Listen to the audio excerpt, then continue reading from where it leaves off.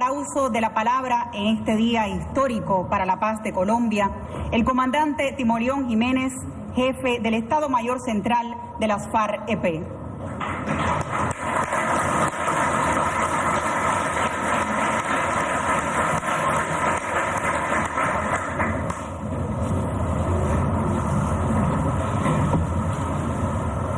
Que este sea el último día de la guerra. Señor General de Ejército Raúl Castro Ruz, Presidente de la República de Cuba. Señor Presidente de la República de Colombia, Juan Manuel Santos.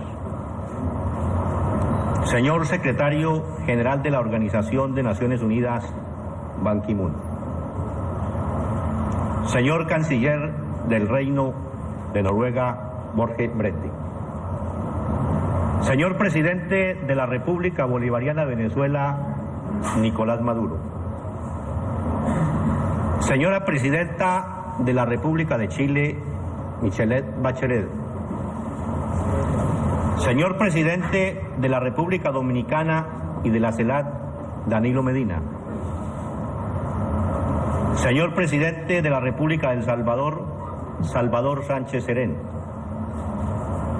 Señor Presidente de la República de México, Enrique Peña Nieto. Señor Presidente de la Asamblea General de Naciones Unidas, Monjes Liquef. Señor Presidente del Consejo de Seguridad de Naciones Unidas, François Delattre. Señor Bernard Aronson, enviado especial del Gobierno de los Estados Unidos. Señor Ian Guillón, enviado especial de la Unión Europea. Señora representante de la CEPAL, Alicia Bacernat.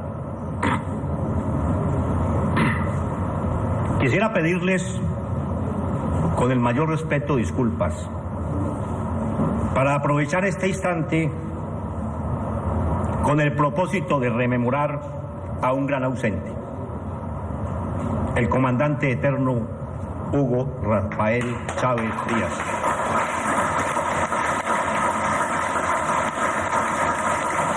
Un guerrero por la paz de la América Latina y el Caribe, sin cuya valiosa iniciativa y gestión hubiera sido imposible arribar a este histórico acto.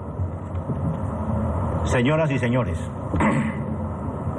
¿alguien sentenció alguna vez que los únicos sueños que logran alcanzarse son aquellos que se intentan? Hoy más que nunca sentimos que esa sentencia contiene una verdad indiscutible. En el año de 1964, en medio del fragor de la desigual lucha armada, la Asamblea de los Guerrilleros de Marquetalia produjo su programa agrario, en cuya parte introductoria dejó sentada la siguiente declaración que ahora recordamos. Abre comillas.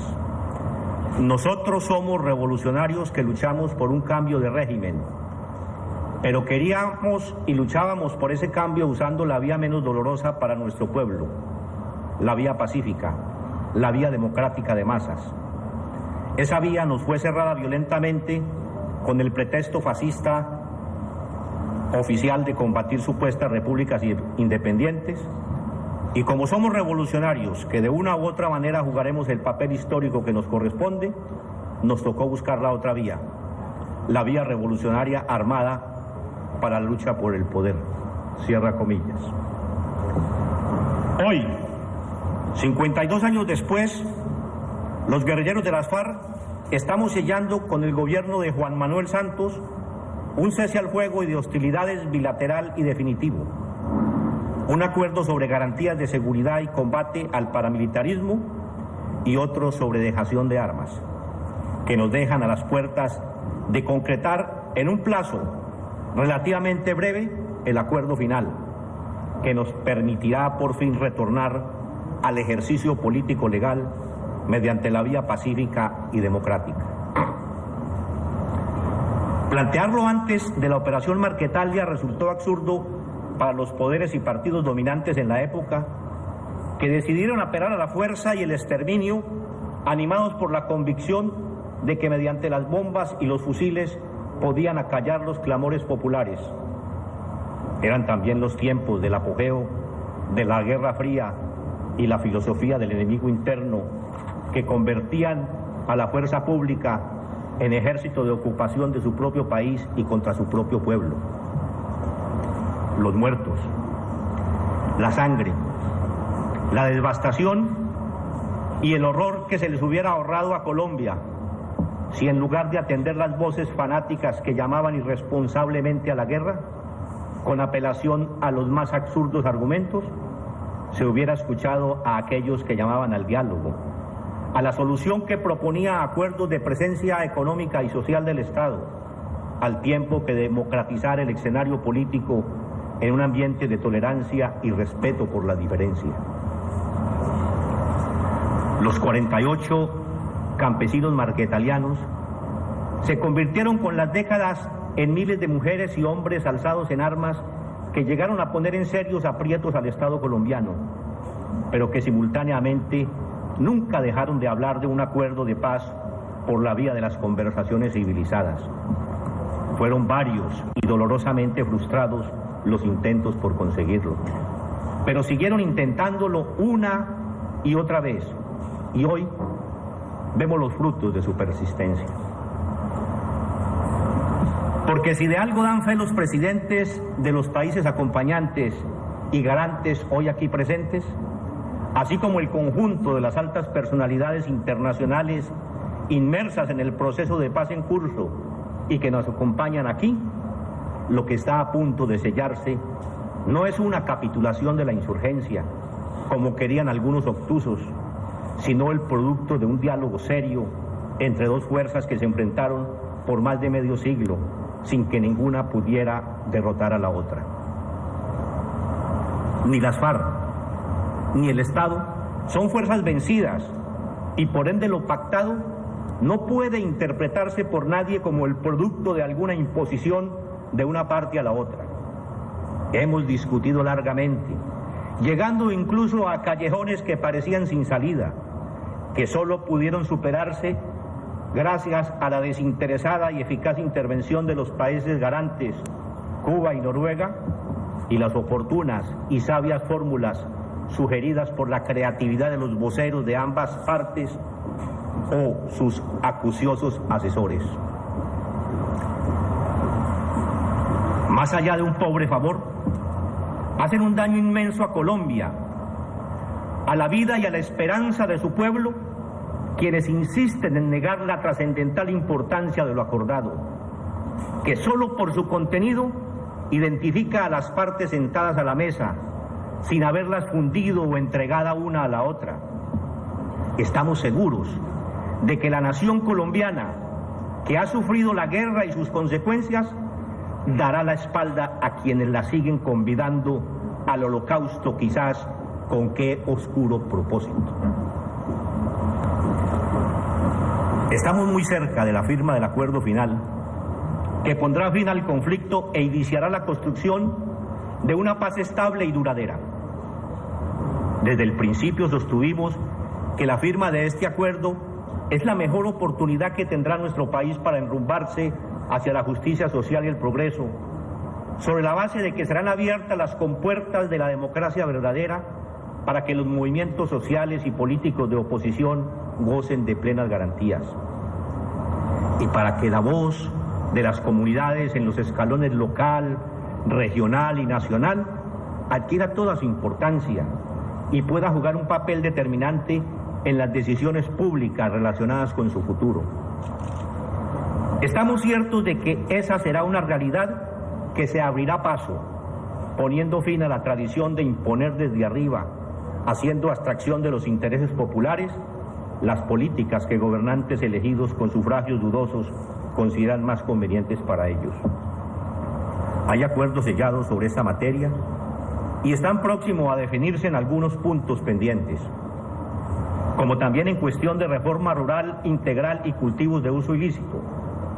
Sobre este último, recién se puso en práctica un proyecto piloto de sustitución en Briceño, Antioquia, que necesariamente habrá que replicar en otras áreas que padecen el problema.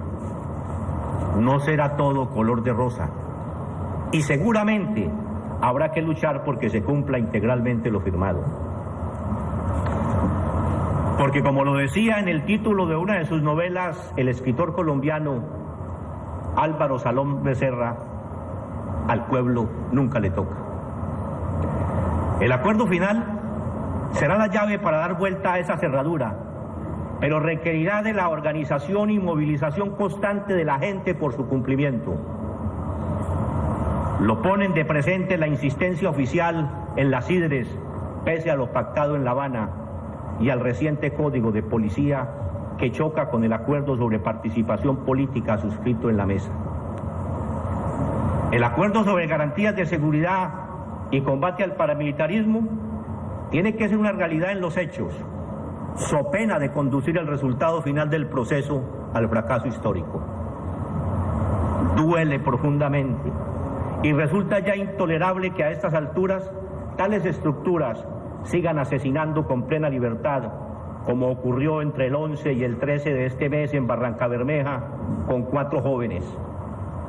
Que el SMAT siga triturando colombianos que salen a protestar con justicia y que el aparato judicial continúe ordenando privaciones abusivas de la libertad como la del compañero Carlos Arturo Velandia.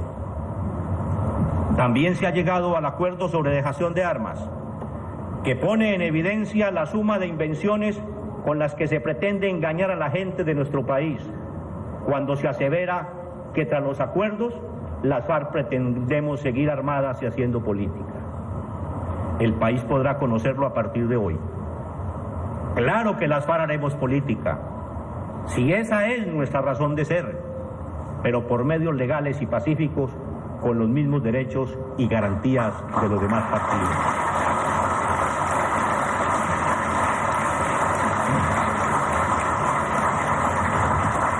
El Estado colombiano tendrá que hacer efectivo que a ningún colombiano se lo perseguirá por razones de sus ideas o prácticas políticas, que la perversa costumbre de incluir en los órdenes de batalla de las Fuerzas Armadas los nombres de los dirigentes de movimientos sociales y políticos de oposición tendrá que desaparecer definitivamente del suelo patrio.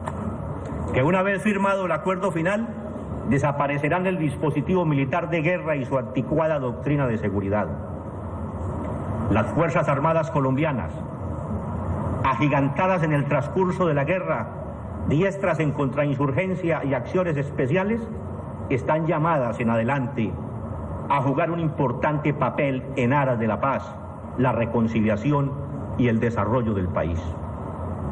Fueron nuestras adversarias, pero en adelante tenemos que ser fuerzas aliadas por el bien de Colombia. Su infraestructura y recursos pueden ponerse al servicio de las comunidades y sus necesidades, sin desmedro de sus capacidades para cumplir la función constitucional de guarnecer las fronteras. Por otra parte, el protagonismo de las comunidades ha de representar también la oportunidad para comenzar a solucionar el grave conflicto que se vive en las ciudades. Desocupación, inseguridad, falta de servicios públicos, esclavitudes como el pagadiario y la explotación sexual, microtráfico, crímenes y bandas asociadas a la mafia y el paramilitarismo requieren atención inmediata. La paz rural debe significar una transformación participativa de las urbes. Necesitamos que en nuestro país se produzca efectivamente una definitiva reconciliación. Basta ya de la violencia y los delirios por ella. Ella requiere una paciente e intensa labor de difusión, educación y concientización de lo pactado en La Habana para que la gente de Colombia quede clara de su valioso y positivo contenido y para que sepa qué puede y debe reclamar del Estado, para que se una y organice por conseguirlo y solo así haremos una nueva Colombia. Las FARC-EP completamos el pasado 27 de mayo 52 años de resistencia guerrillera y hoy vemos el sueño de la paz mucho más cerca que nunca.